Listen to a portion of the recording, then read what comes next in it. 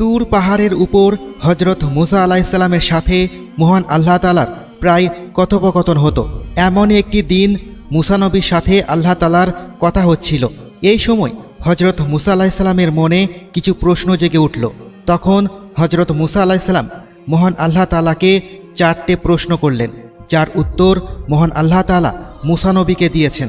সর্বপ্রথম সেখানে গিয়ে মুসা আলাইহিসসালাম আল্লাহ তাআলাকে প্রশ্ন করেন, হে আল্লাহ, আপনি কত যত্ন করে মানুষকে বানিয়েছেন, তাহলে কেনই বা আবার তাদেরকে মৃত্যু দেন?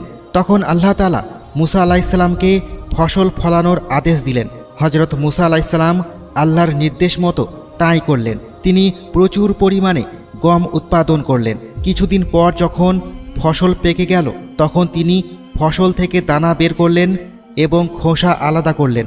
তখন আল্লাহ তাআলা হজরত মুসা আলাইহিসসালামকে জিজ্ঞাসা করলেন, হে মুসা, তুমি নিজ হাতে ফসল ফলালে, তাহলে আবার নিজ হাতে ফসল কেন কেটে ফেলেছ?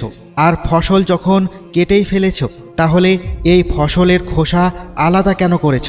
তখন জবাবে হজরত মুসা আলাইহিসসালাম বললেন, যদি ফসল খোসা থেকে আলাদা না করি তাহলে তো আমি খেতে পারবো না। আল্লাহ তাআলা জিজ্ঞেস করলেন, তুমি এই পদ্ধতি কোথায় শিখেছ? মুসা আলাইহিসসালাম বললেন, আপনার কাছ থেকে শিখেছি ইয়া আল্লাহ। আল্লাহ তাআলা বললেন, আমি তোমাদের যা শিখিয়েছি তা নিজে কেন ব্যবহার করব না? আমি মানুষ সৃষ্টি করেছি এবং মৃত্যু দিই, যাতে আমি বুঝতে পারি যে কার রূহ কেমন। এমন কথা শুনে হজরত মুসা আলাইহিসসালাম বললেন, রূহ কি সবার এক হয় না?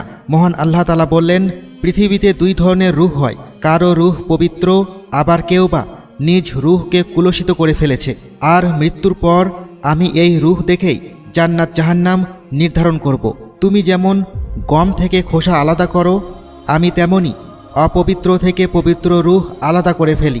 তুমি যেমন নির্ধারিত সময় পরে ফসল উত্তোলন করো, আমিও ঠিক তেমনি নির্ধারিত সময়ের পর রূহ থেকে দেহ আলাদা করে ফেলি। মৃত্যু তোমাদের কাছে কষ্টের কারণ হলেও এটি ন্যায়পরায়ণ আদম সন্তানের জন্য পুরস্কার পাবার একমাত্র মাধ্যম, আর নেককার ও বদকার লোকেদের প্রতিদান দেওয়ার জন্য একমাত্র মাধ্যম।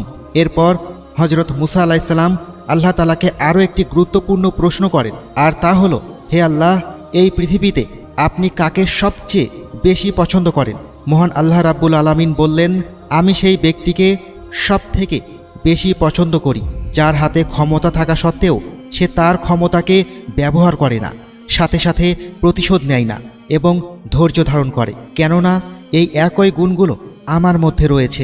তোমরা যত পাপ করো, আমি যদি সাথে সাথে তার প্রতিশোধ নিতাম, তাহলে সারা পৃথিবীতে কোনো মানব সম্প্রদায় বেঁচে থাকবে না। তেমনি করে পৃথিবীতে এমন অনেক প্রভাবশালী ব্যক্তি আছে যারা সাথে সাথে প্রতিশোধ না নিয়ে অপেক্ষা করে। আমি পৃথিবীর বুকে সেই ব্যক্তিদের সব থেকে বেশি ভালোবাসি। হজরত মুসা আলাইহিসসালাম আরও জানতে চাইলেন, হে আল্লাহ, এই পৃথিবীতে সব থেকে জ্ঞানী ব্যক্তিকে?